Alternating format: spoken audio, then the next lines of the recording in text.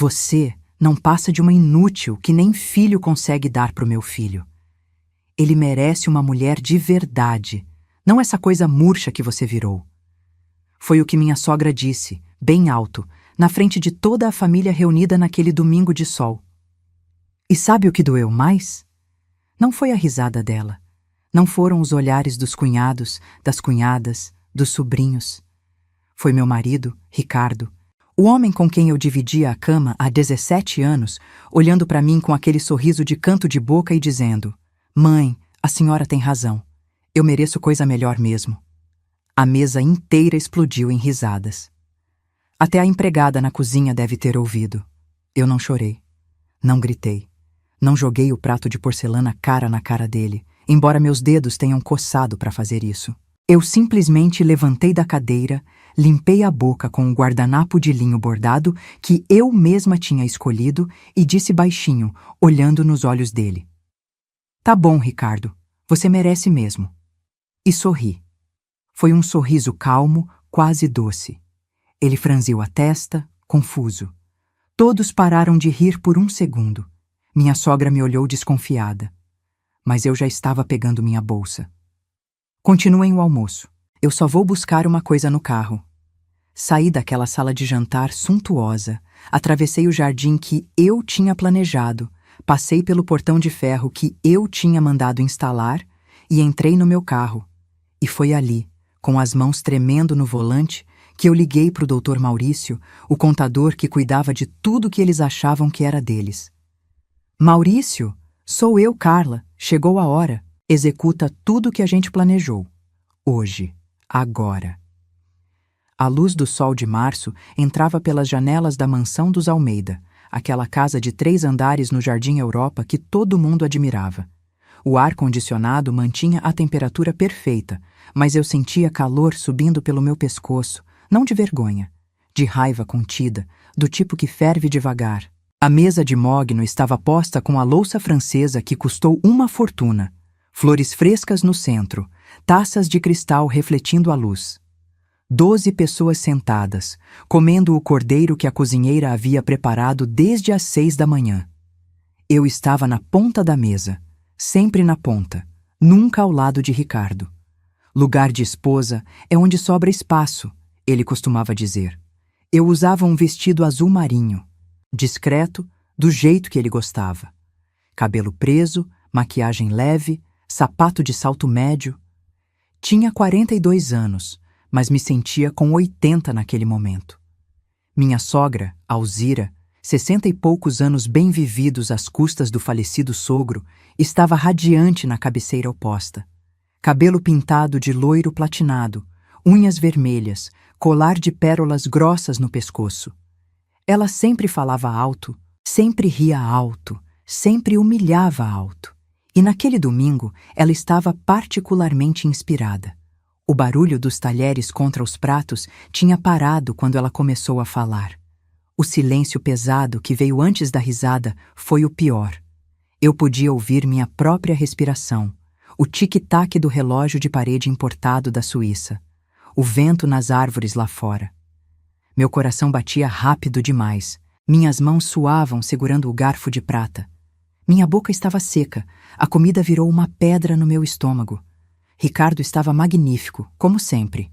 45 anos, cabelo grisalho nas têmporas que ele achava charmoso, terno casual de marca, relógio que custou mais que um carro popular.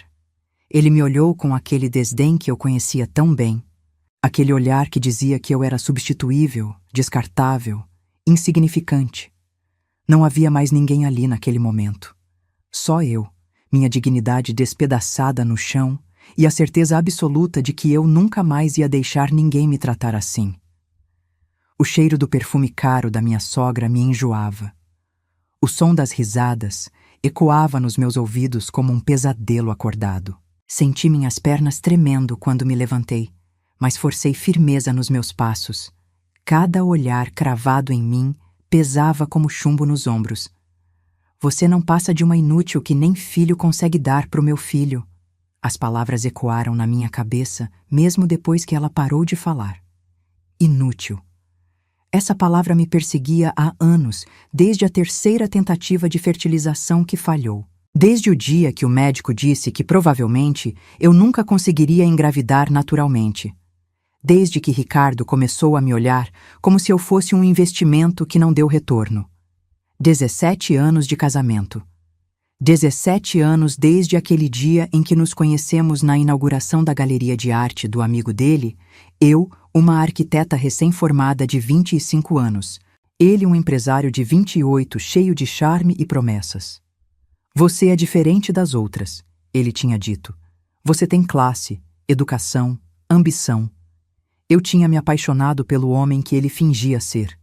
Nos casamos 8 meses depois, numa cerimônia cara que a família dele fez questão de bancar e de controlar cada detalhe.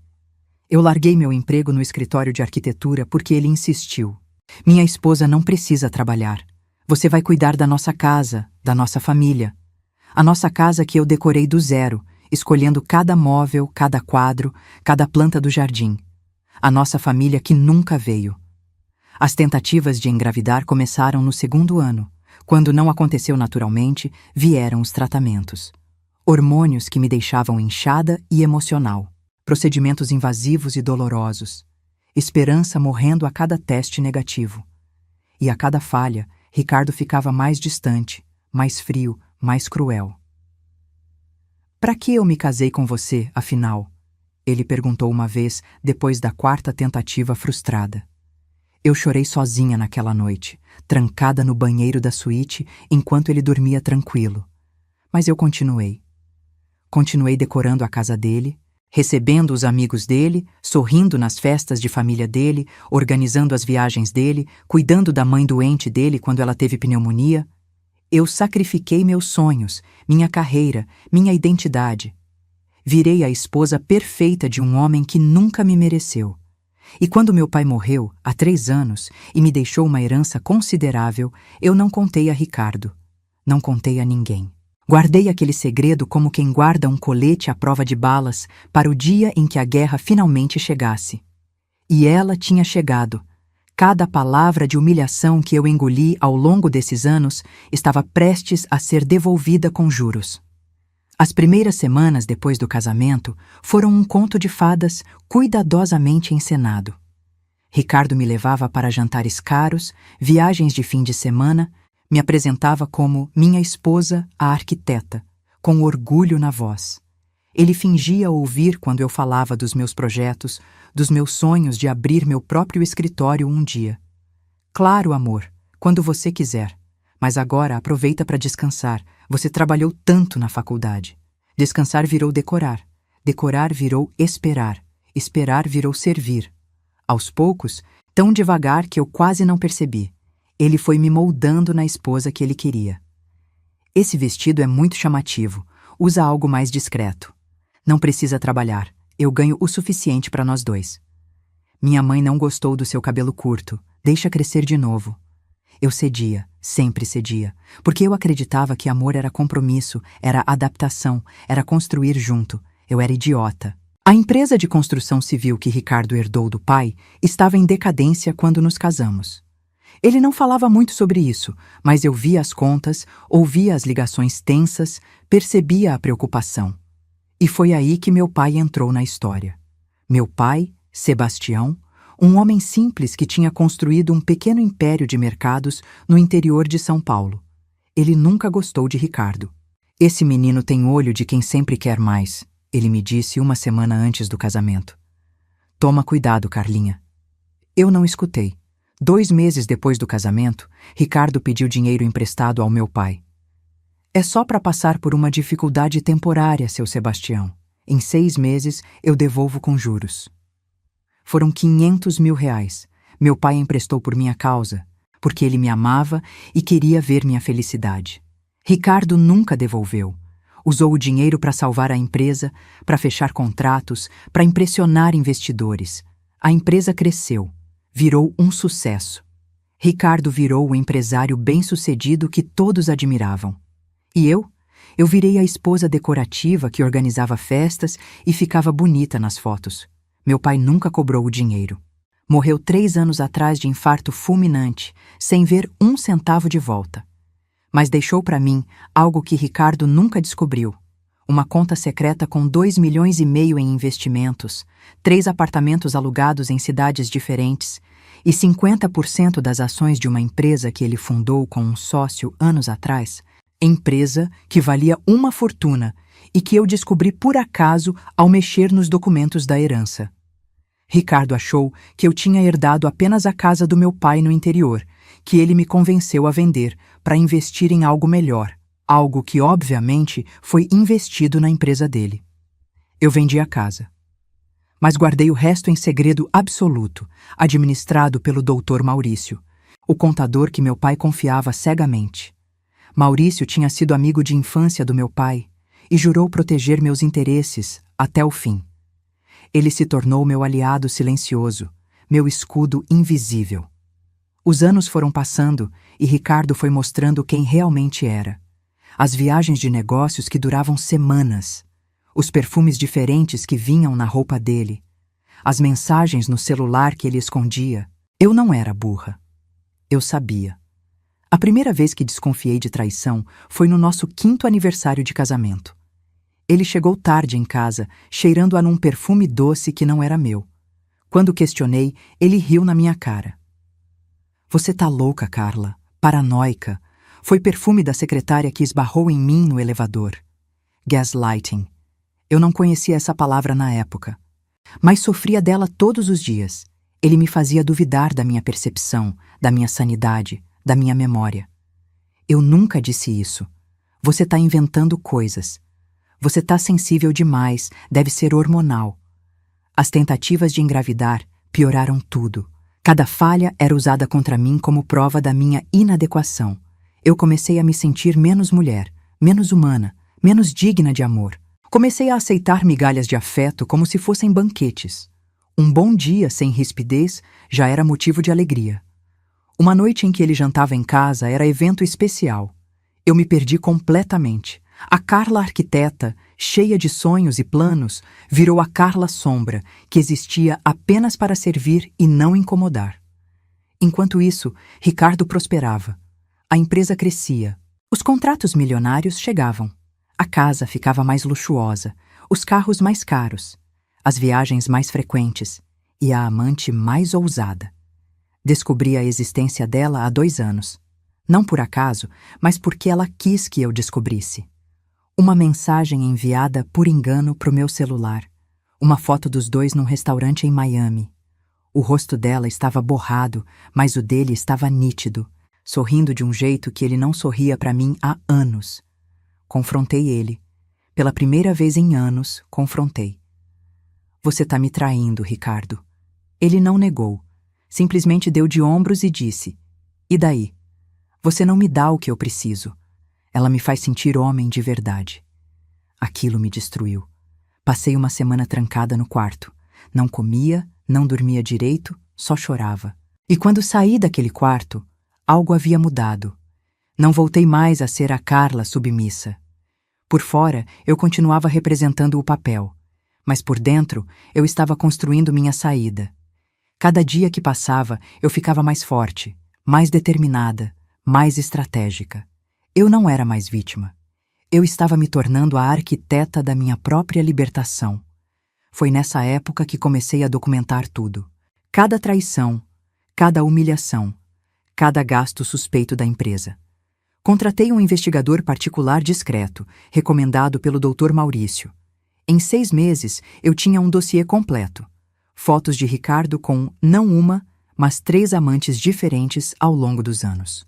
Comprovantes de apartamento mantido no nome de um laranja para encontros secretos. Transferências suspeitas de dinheiro da empresa para contas pessoais. Sonegação de impostos. Contratos superfaturados. Ricardo não era só um marido infiel. Era um empresário desonesto que construiu o império dele às custas de ilegalidades que podiam destruir tudo que ele havia construído. E a joia da coroa. 52% da empresa Almeida Construções estava registrada em nome de uma holding, e essa holding tinha como um dos acionistas secretos o próprio Sebastião, meu pai, que havia feito esse acordo anos atrás como condição do empréstimo. Quando meu pai morreu, essas ações passaram para mim. Ricardo nunca soube porque o advogado do meu pai manteve sigilo absoluto, esperando o momento certo para revelar. Eu era, tecnicamente, a sócia majoritária do meu próprio marido. Ele achava que era dono de tudo. Eu era dona dele. Durante 2 anos, guardei tudo isso em segredo. Continuei sendo a esposa perfeita. Organizei as festas, sorri nas fotos, recebi os amigos, aguentei as humilhações da sogra. E planejei. Planejei cada detalhe da minha saída com a precisão de um arquiteto projetando uma obra. Toda terça-feira eu tinha aula de pilates. Na verdade, eu me reunia com o Dr. Maurício e com a doutora Helena, uma advogada especializada em direito de família que era um pitbull de saias. Preparamos tudo: processo de divórcio litigioso, denúncia de sonegação fiscal para a Receita Federal, exposição das ações ocultas, bloqueio de contas, inventário completo de bens. Estava tudo pronto, faltava só o momento certo para detonar a bomba. Eu estava esperando o timing perfeito. Mas quando minha sogra abriu a boca naquele domingo e meu marido riu junto, eu soube. O momento tinha chegado. Não ia esperar nem mais um dia, nem mais uma hora. Era agora ou nunca. Sentada no carro, com o celular na mão e a voz trêmula, eu disse para o Dr. Maurício: "Executa tudo." Houve uma pausa do outro lado da linha. "Carla, tem certeza? Uma vez que começarmos, não tem volta. Nunca tive tanta certeza de nada na minha vida." "Então, considere feito. Amanhã de manhã, quando ele acordar, o mundo dele vai ser outro. Os documentos do divórcio vão ser protocolados às 8 da manhã. A denúncia para a Receita sai ao meio-dia. O bloqueio judicial das contas às 2 da tarde. Preparada?" Mais do que preparada. Desliguei o telefone e respirei fundo. Minhas mãos pararam de tremer. Pela primeira vez em anos, eu me senti no controle. Olhei para o retrovisor e vi meu reflexo. Carla, 42 anos, olhos vermelhos mais secos, queixo erguido, mandíbula travada. "Você consegue", eu disse para minha própria imagem. "Você é mais forte do que eles imaginam." Voltei para casa, entrei pela porta da frente e encontrei todos ainda na sala de jantar, agora tomando café e comendo sobremesa. Ricardo me olhou com aquela sobrancelha erguida. "Achou o que foi buscar?" "Achei", eu disse calmamente. "Achou tudo o que eu precisava." Naquela noite, dormi no quarto de hóspedes, não porque ele mandou, mas porque eu quis. E pela primeira vez em 17 anos, eu dormi em paz. Sonhei com liberdade, com recomeços, com uma vida onde eu não precisava pedir permissão para existir.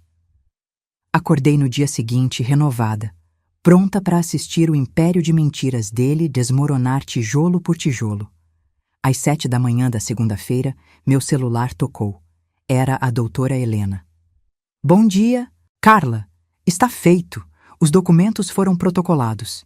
Em 1 hora, um oficial de justiça vai bater na porta da casa de vocês para entregar a citação. Você quer estar lá?" "Não. Quero que ele receba sozinho." "Perfeito. E tem mais uma coisa. Consegui uma liminar para você continuar morando na casa até a decisão final do divórcio. Ele é que vai ter que sair se quiser. A lei protege você." "Obrigada, Helena, por tudo." Desliguei e sorri. Olhei para a janela do quarto de hóspedes, vendo o sol nascendo sobre São Paulo, e pensei em todas as mulheres que já tinham estado no meu lugar. Humilhadas, diminuídas, apagadas, mas que encontraram forças onde ninguém achava que existia. Eu ia ser uma delas. Ia mostrar que dá para recomeçar, que dá para recuperar a dignidade, que dá para virar o jogo. Tomei banho, me vesti com cuidado. Uma calça social preta, camisa branca, escarpin, maquiagem impecável, cabelo solto. Passei perfume.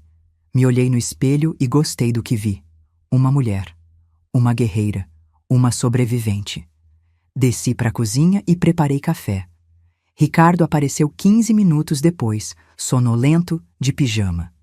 "Você dormiu no quarto de hóspedes", ele disse, não como pergunta, mas como acusação. "Dormi. Achei melhor." "Melhor por quê?" "Você vai descobrir daqui a pouco."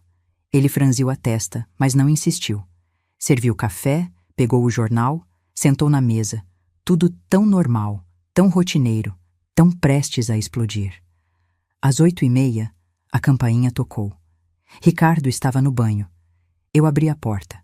Um homem de terno cinza, pasta na mão, expressão séria. Bom dia. Procuro o Sr. Ricardo Almeida. Ele está no banho. Posso ajudar? Sou oficial de justiça. Tenho uma citação para entregar para ele. Meu coração acelerou, mas mantive a voz firme. Pode deixar comigo. Eu entrego. Preciso da assinatura dele. Ele desce já. Pode esperar. Chamei Ricardo. Ele desceu de roupão, irritado. Quem é? Oficial de justiça, senhor. Citação de processo de divórcio litigioso movido pela senhora Carla Regina dos Santos Almeida.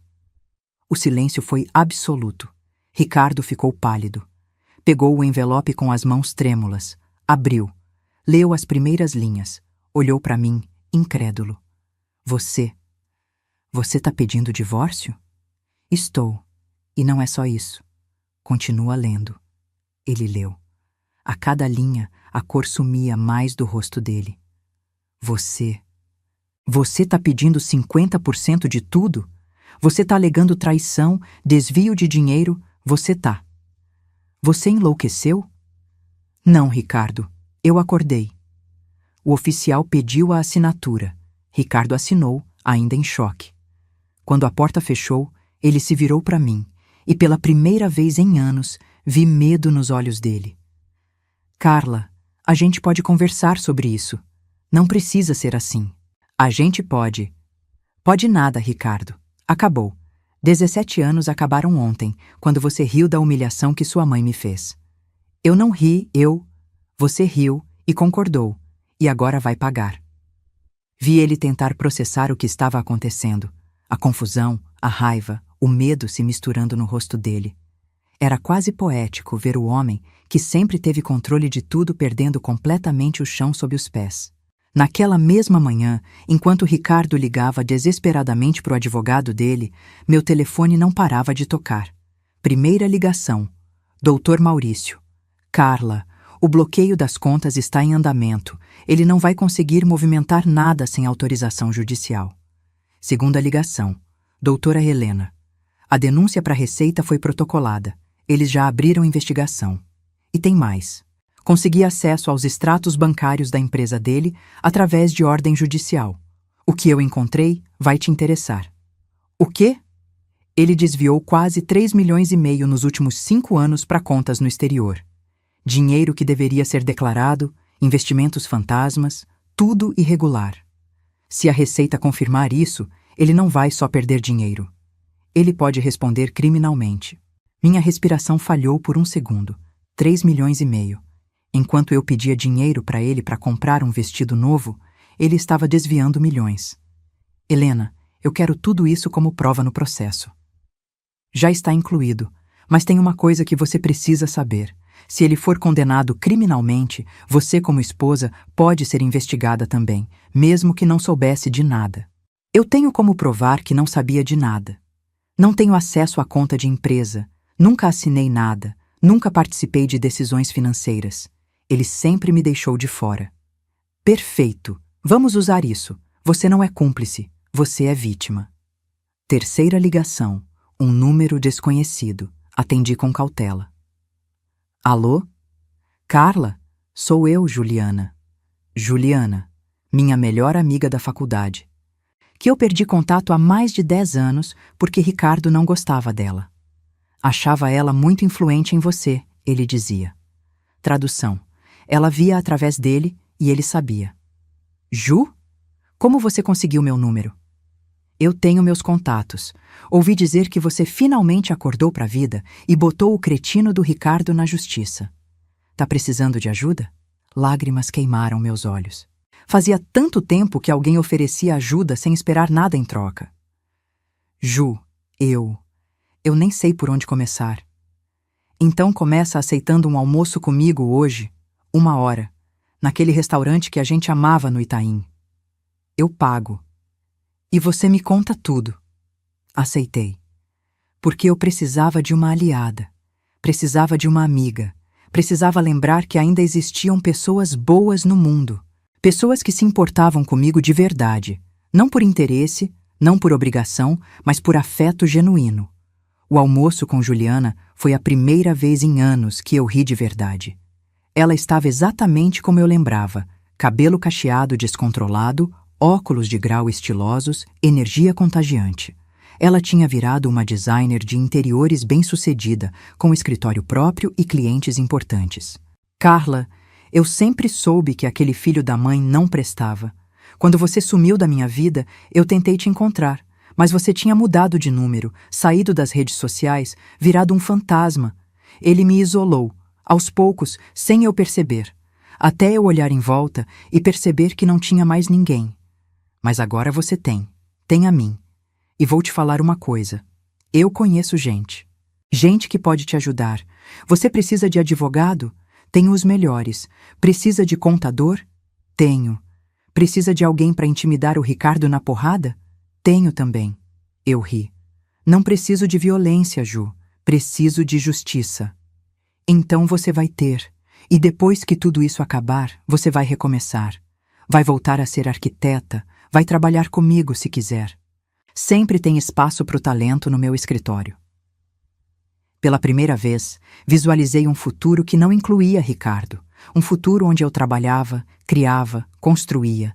Um futuro onde eu era eu mesma de novo. Eu aceito, eu disse. Aceito sua ajuda. Aceito sua amizade. Aceito recomeçar. Então brinda comigo. Ela ergueu a taça de vinho. Ao fim dos tempos ruins. E ao começo dos tempos em que a Carla vai mostrar para esse mundo quem ela realmente é. Uma mulher foda que não precisa de homem nenhum para ser incrível. Brindamos. E naquele momento, sentada naquele restaurante com minha amiga reencontrada, eu senti algo que não sentia há anos. Esperança. Enquanto isso, meu celular vibrava com mensagens furiosas de Ricardo. Bloqueei o número. Ele não merecia mais nenhuma palavra minha. Cada mensagem dele era um grito de desespero de quem percebeu que perdeu o controle, e eu não ia dar a ele a satisfação de uma resposta. Os dias seguintes foram um furacão. A notícia do divórcio se espalhou pela família Almeida como fogo em palha seca. Minha sogra foi a primeira a ligar, vomitando ofensas. Sua ingrata. Depois de tudo que meu filho fez por você, você não é nada sem ele. Desliguei na cara dela, bloqueei também. As cunhadas ligaram, tentando me convencer a pensar melhor, a dar uma chance para o casamento, a não destruir a família. Bloqueio, bloqueio, bloqueio. Ricardo tentou me encontrar pessoalmente. Voltou para casa no terceiro dia depois da citação, tentou arrombar a porta do quarto de hóspedes onde eu estava trancada. Carla, abre essa porta. A gente precisa conversar. Não temos nada para conversar, Ricardo. Fala com meu advogado. Seu advogado?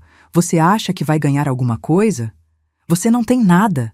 Essa casa é minha. A empresa é minha. Tudo é meu. Engano seu. Você vai descobrir em breve que você não é dono de nada. E ouvi ele socando a porta, ouvi ele gritando, e não senti absolutamente nada. Nenhuma pena, nenhum medo, nenhuma vontade de ceder. Liguei para a polícia. Reportei ameaça e perturbação. Ele foi advertido. Saiu de casa espumando de raiva. Perfeito. Quanto mais descontrolado ele ficasse, melhor para mim. No quinto dia, veio a reunião no escritório da doutora Helena. Era uma sala enorme, moderna, com vista para a Avenida Paulista.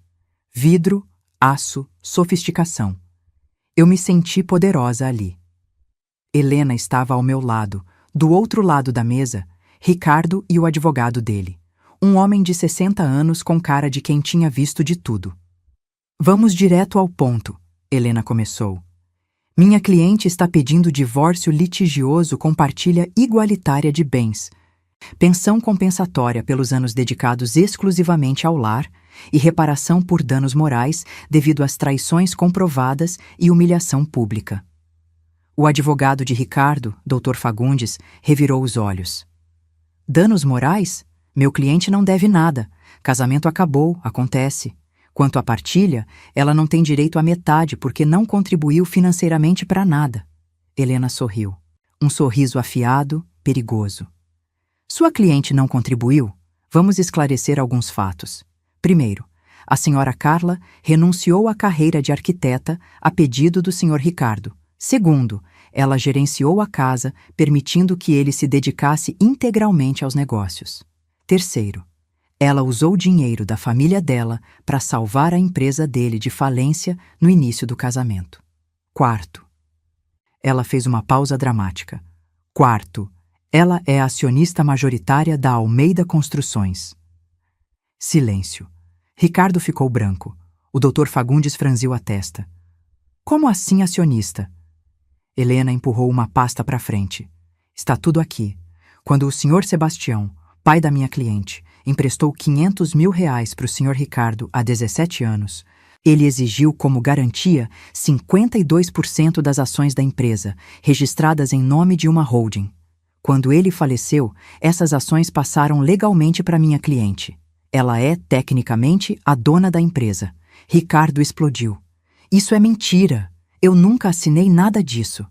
Assinou sim. Está aqui a sua assinatura, reconhecida em cartório. E tem mais. A empresa que você acha que é sua, na verdade tem uma sócia majoritária que você humilhou, traiu e expulsou de casa. Interessante, não acha? Se você quer descobrir como essa história terminou, se inscreva agora no canal e ativa o sininho, porque o que aconteceu a seguir ninguém poderia imaginar.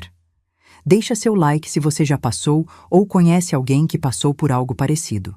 E comenta aqui embaixo de onde você está assistindo, porque essa história está só começando e a vingança. A vingança foi servida gelada. Ricardo não acreditava no que estava ouvindo. Ele folheou os documentos com mãos trêmulas, procurando algum erro, alguma brecha, mas estava tudo ali, preto no branco, a assinatura dele, reconhecida, datada. Legal. Isso não pode ser verdade. Seu Sebastião nunca me disse nada sobre ações. Porque ele sabia que você não devolveria o dinheiro, eu disse quebrando meu silêncio. E ele estava certo. Você nunca devolveu. Usou o dinheiro para construir seu império e depois fingiu que ele nunca existiu. Mas meu pai não era idiota, ele te conhecia melhor do que você imaginava. Ricardo me olhou com ódio puro. Você sabia disso esse tempo todo? Descobri quando meu pai morreu. E guardei.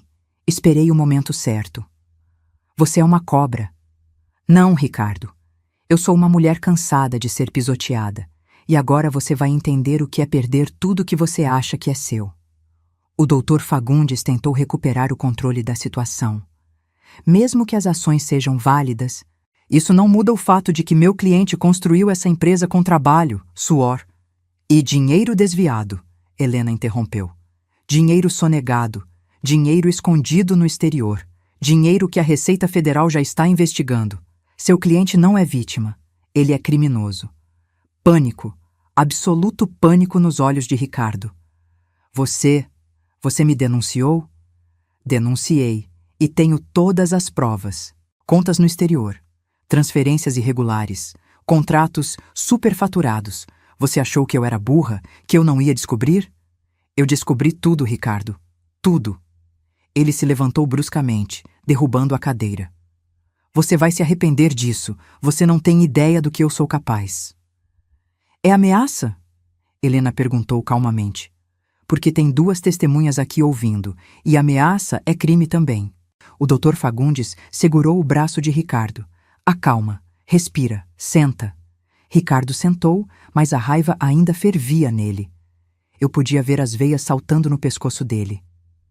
Minha proposta é a seguinte, Helena continuou. Vocês concordam com a partilha igualitária de todos os bens do casal, mais pensão compensatória de 20 mil reais mensais por 10 anos, mais indenização por danos morais no valor de 500 mil reais. Em troca, minha cliente abre mão das ações da empresa e não usa as provas de sonegação contra ele publicamente. Nunca, Ricardo gritou. Jamais vou pagar um centavo para essa. Termina a frase, eu disse, olhando nos olhos dele. Termina e vê o que acontece. Ele engoliu as palavras. Covarde. Sempre foi covarde. Só era valente com mulher indefesa. Meu cliente precisa de tempo para considerar, o Dr. Fagundes disse. Vocês têm 48 horas, Helena respondeu. Depois disso, a oferta sai da mesa e minha cliente usa tudo que tem contra ele. Tudo. Escolham com sabedoria. O Dr. Fagundes sabia que não tinha escolha. E Ricardo, pela primeira vez na vida, estava encurralado. Era aceitar as condições ou perder absolutamente tudo. E eu estava ali, serena, esperando a decisão dele como quem espera o desfecho inevitável de uma história que já conhece o final. Saímos daquela reunião e eu me senti 10 quilos mais leve. Na calçada da Paulista, parei, olhei para o céu azul de São Paulo e respirei fundo. Você foi perfeita lá dentro, Helena disse. Firme, calma, assustadora. Ele viu que não é mais a mesma mulher. Porque eu não sou. Eu morri naquele domingo. E quem ressuscitou foi alguém muito mais forte. E vai ficar mais forte ainda. Agora vem a parte difícil. Ele vai tentar te destruir. Vai espalhar mentiras. Vai tentar virar a família contra você. Vai fazer de tudo para te quebrar emocionalmente. Deixa ele tentar. Naquela noite, sozinha no quarto de hóspedes que agora era meu território, recebi a primeira investida da contraofensiva de Ricardo. Minha sogra postou nas redes sociais um textão chamando de mulher interesseira que quer destruir meu filho depois de anos sendo sustentada por ele. Comentários de apoio pipocaram. Tias, primas, amigas dela, todas me atacando. Meu celular explodiu de mensagens de números desconhecidos me xingando. Bloqueei, denunciei, mas continuavam chegando. Na manhã seguinte, descobri que Ricardo tinha dado entrevista para um blog de fofocas dizendo que eu era uma mulher desequilibrada que inventou traições para roubar o patrimônio dele. Senti a raiva subindo. Peguei o telefone para ligar para Helena, mas antes que eu discasse, ela me ligou. Viu a entrevista? Vi. Vou processar ele por difamação? Não. Vamos fazer melhor. Vou te conseguir um direito de resposta e você vai dar uma entrevista para o mesmo blog. Só que você vai contar a verdade, com provas. Mas você disse para não expor publicamente. Mudei de ideia. Ele jogou sujo. Agora a gente joga mais sujo ainda, mas com a verdade. E a verdade, Carla, é a arma mais poderosa que você tem. 3 dias depois, o blog publicou minha entrevista, com fotos das conversas de Ricardo com as amantes, com documentos mostrando os desvios financeiros, com cópia do contrato de ações provando que eu era dona da empresa. O título: A verdade por trás do divórcio. Empresário traiu, desviou milhões e agora chama esposa de interesseira. A repercussão foi imediata. O que era sussurro virou grito. O que era dúvida virou certeza. Ricardo Almeida não era a vítima, era o vilão. Perdi as contas de quantas mensagens de apoio recebi. Mulheres que passaram por situações parecidas. Mulheres que nunca tiveram coragem de reagir. Mulheres que me chamavam de inspiração. Eu chorei lendo cada uma. Porque eu não estava mais sozinha. Porque minha história estava ajudando outras mulheres a encontrarem coragem. E isso valia mais que qualquer vingança. Mas Ricardo não desistiu. 3 dias depois da publicação da entrevista, ele apareceu na porta de casa às 11 da noite. Bêbado, cambaleante, patético. Bateu na porta com socos violentos. Carla, abre essa porta! Você destruiu minha vida! Você me destruiu! Liguei para a polícia imediatamente. Enquanto esperava, fui até a janela do 2º andar e olhei lá embaixo. Ele estava aos prantos, de joelhos na calçada. O homem que um dia me fez sentir pequena agora estava esparramado no chão, chorando como criança. Senti. Nada. Nem pena, nem satisfação, nem dó. Absolutamente nada. A polícia chegou em 10 minutos. Levaram ele. Registraram ocorrência. Pediram medida protetiva. No dia seguinte, Ricardo foi notificado. Proibido de se aproximar de mim num raio de 500 metros. Quebrar a ordem daria prisão. Perfeito. No escritório da doutora Helena, uma semana depois, recebi a notícia que eu esperava. Ele aceitou o acordo. Tudo. A partilha, a pensão, a indenização. E abriu mão da disputa pelas ações da empresa. Fechei os olhos. Respirei. Era real. Estava acontecendo. Tem uma condição só, Helena continuou. Ele quer que o divórcio seja rápido, não quer audiências longas, não quer batalha judicial, quer acabar logo com isso. Por mim, tudo bem. Quanto mais rápido, melhor.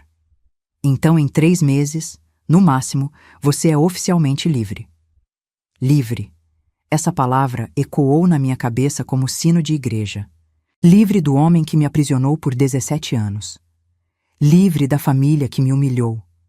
Livre das correntes invisíveis que me prendiam a uma vida que nunca foi realmente minha. O processo correu rápido. Ricardo assinou tudo, sem olhar para minha cara. A casa ficou para mim. Metade do dinheiro da conta conjunta ficou para mim. A pensão começou a cair na minha conta religiosamente todo dia 10. A indenização foi paga em parcela única. E as ações da empresa? Eu vendi.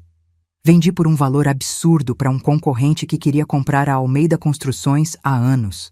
Ricardo tentou impedir, mas não tinha como. Eu era dona, eu decidia.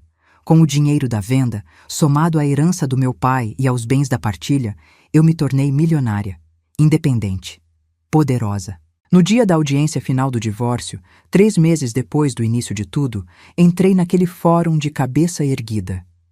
Tyler cinza, salto alto, maquiagem impecável. Ricardo estava lá, magro, olheiras, aparência de quem não dormia há semanas. A empresa dele estava em crise depois da venda. Os clientes estavam fugindo, os investidores desconfiando. Ele estava perdendo tudo, rapidinho. O juiz leu o acordo, perguntou se ambas as partes concordavam. Concordo, eu disse, firme. Concordo. Ricardo murmurou derrotado. Então declaro dissolvido o casamento entre Ricardo Almeida e Carla Regina dos Santos Almeida. A partir de hoje, ambos estão livres para reconstruir suas vidas. Saí daquele fórum e, pela primeira vez em meses, sorri de verdade. Juliana me esperava lá fora. E aí? Como se sente? Livre, eu disse. Finalmente livre. E era verdade. Pela primeira vez em 17 anos, eu era completamente, absolutamente, irrevogavelmente livre. Os meses que se seguiram foram de reconstrução profunda. Vendi a casa onde vivi 17 anos de infelicidade. Não queria nada que me lembrasse dele. Cada cômodo daquela casa guardava uma lembrança ruim, uma humilhação, uma lágrima escondida. Comprei um apartamento lindo, moderno, só meu, com vista para o Ibirapuera. Decorei do zero, cada móvel escolhido por mim, cada cor, cada detalhe. Parecia uma obra de arte viva, e eu era a artista. Aceitei a proposta de Juliana. Entrei como sócia no escritório de design dela. No começo foi difícil. Eu estava enferrujada, insegura, com medo de ter perdido o talento. Mas aos poucos, projeto após projeto, eu fui lembrando quem eu era. A Carla criativa. A Carla competente, a Carla que sonhava em transformar espaços. Nosso primeiro grande projeto juntas foi um hotel boutique em Campos do Jordão. Luxo, sofisticação, natureza integrada à arquitetura. Trabalhamos por 6 meses. Quando ficou pronto, ganhou o prêmio de melhor design de interiores do ano. Eu chorei recebendo aquele troféu. Chorei porque era a prova de que eu ainda era capaz, de que eu ainda existia, de que Ricardo não tinha apagado completamente quem eu era. Voltei a ter vida social, jantares com amigas, viagens, cursos, teatro, exposições, tudo que eu não fazia há anos porque Ricardo não gostava, não permitia, não aprovava. Comecei terapia. 2 vezes por semana, eu sentava na sala da doutora Mariana e destrinchava 17 anos de abuso emocional, manipulação, gaslighting. Foi doloroso. Foi libertador. Aprendi que não era minha culpa. Que eu não era inadequada, incapaz, inútil. Que eu tinha valor. Que eu merecia amor, respeito, dignidade. E que nunca mais eu ia aceitar menos do que isso. Conheci pessoas novas, homens interessados em mim.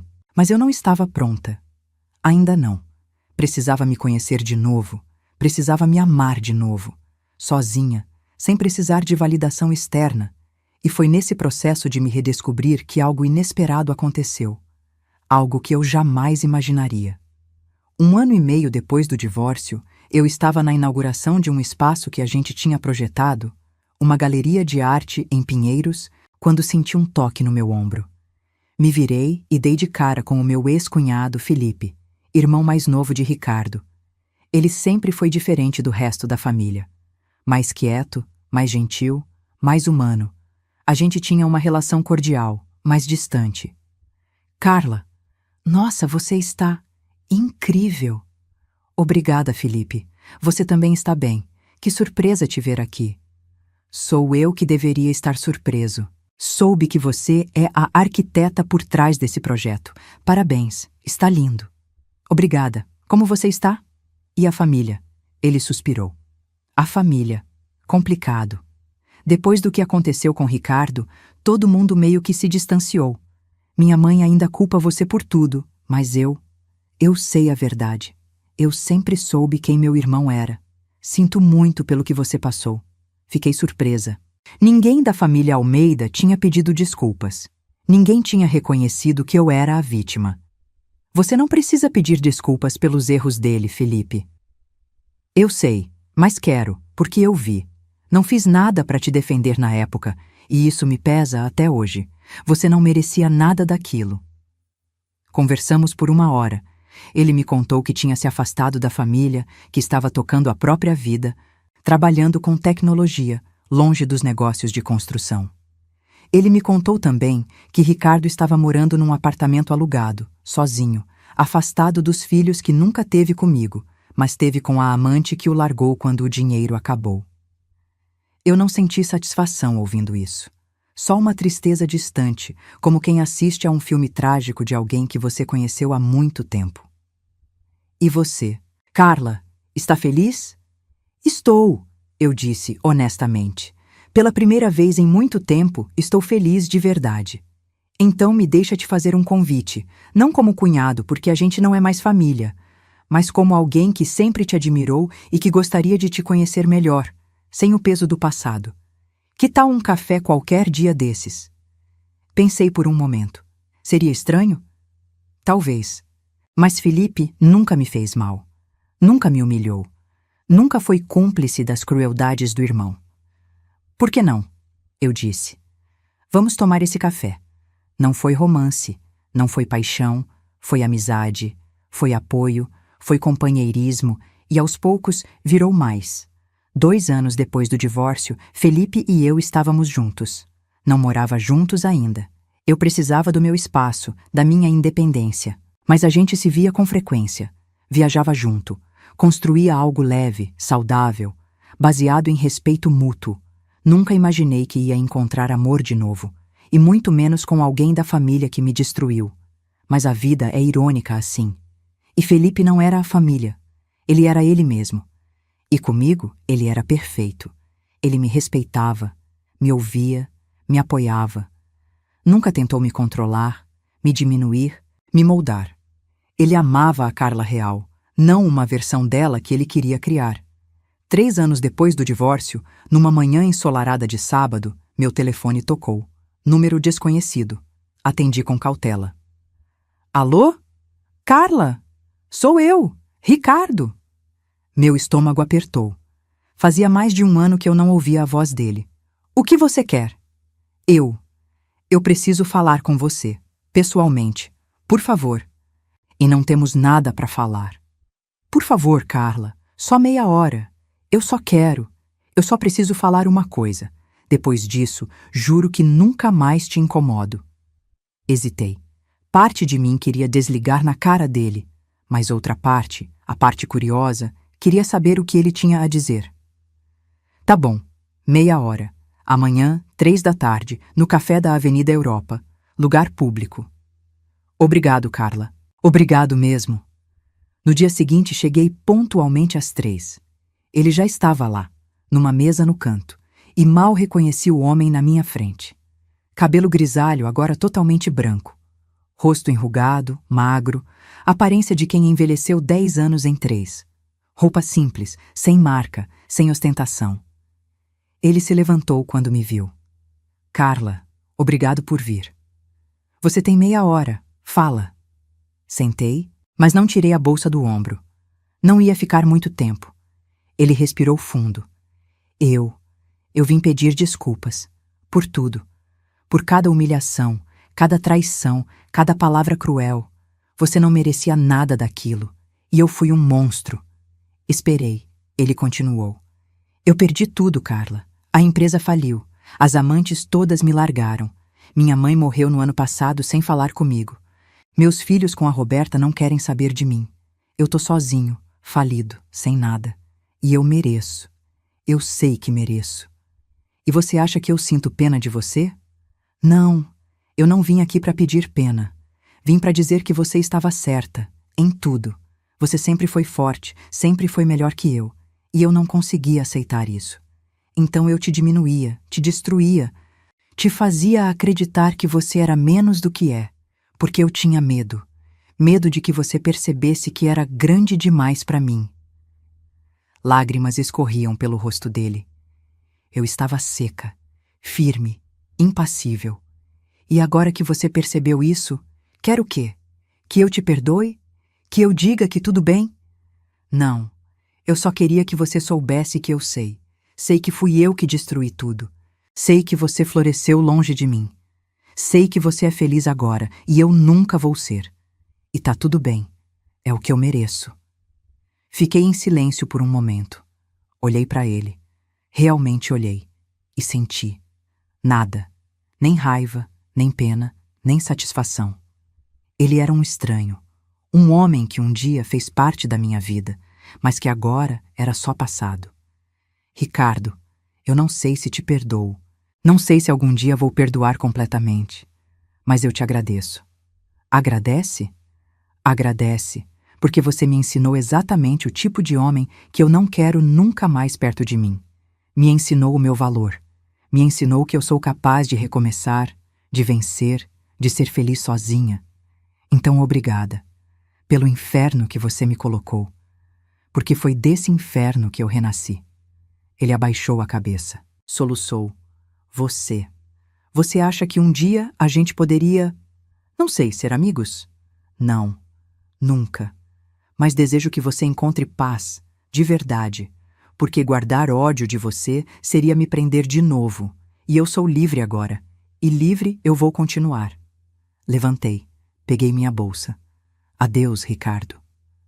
Adeus, Carla, e parabéns pelo seu sucesso, pela sua felicidade. Você merece tudo de bom. Saí daquele café e não olhei para trás. Não tinha motivo. Aquele capítulo estava encerrado, definitivamente, para sempre. Hoje, 5 anos depois daquele domingo que mudou tudo, eu acordo na minha cama king size, no meu apartamento silencioso e cheio de luz. Tenho 47 anos, mas me sinto com 25. Não pela aparência, mas pela energia, pela vontade de viver, pela certeza de que o mundo é meu se eu quiser conquistá-lo. O escritório que eu e Juliana fundamos juntas agora tem 15 funcionários. A gente ganhou 3 prêmios nacionais de design. Temos projetos em 5 estados brasileiros. Eu viajo pelo menos uma vez por mês a trabalho. Conheço pessoas incríveis. Crio espaços que transformam vidas. E sou reconhecida pelo meu talento, não por ser a esposa de alguém. Felipe, a gente ainda está junto. Ele me pediu em casamento 2 vezes. Eu recusei as 2. Não porque não o amo, mas porque eu não preciso de papel assinado para validar o que a gente tem. E ele entendeu. Ele respeita. Porque ele me respeita. E isso, para mim, vale mais que qualquer aliança. Meus finais de semana são meus. Às vezes eu viajo sozinha. Às vezes com amigas. Às vezes com Felipe. Às vezes eu só fico em casa, lendo, assistindo filmes, fazendo absolutamente nada. E é maravilhoso. A liberdade de escolher o que fazer com meu tempo, com minha vida. Financeiramente, estou mais do que confortável. Os investimentos que o Dr. Maurício fez com o dinheiro da herança e da venda das ações renderam muito bem. Eu nunca vou precisar depender de ninguém nunca mais. E essa segurança me dá paz. Não falo com ninguém da família Almeida, exceto Felipe. Alzira morreu sem a gente ter feito as pazes. Eu fui ao enterro. Não por ela, mas por respeito à memória do que um dia aquela família representou na minha vida. Ricardo estava lá. A gente se olhou de longe, ele acenou. Eu retribuí, só isso, nada mais. E foi o suficiente. O que eu aprendi nesses anos todos? Que dignidade não se negocia, que amor próprio não é egoísmo, é sobrevivência, que recomeçar não tem idade, não tem prazo, não tem limite. Aprendi que mulher forte não é a que aguenta tudo calada, é a que sabe quando dizer chega, é a que tem coragem de virar a mesa quando a mesa está injusta, é a que constrói um novo caminho quando o antigo só leva para lugar nenhum. Aprendi que estar sozinha não é solidão, é liberdade, é paz, é escolha. E que estar acompanhada só vale a pena quando a companhia soma, respeita, eleva. Aprendi que vingança não é sobre destruir o outro, é sobre se reconstruir a si mesma.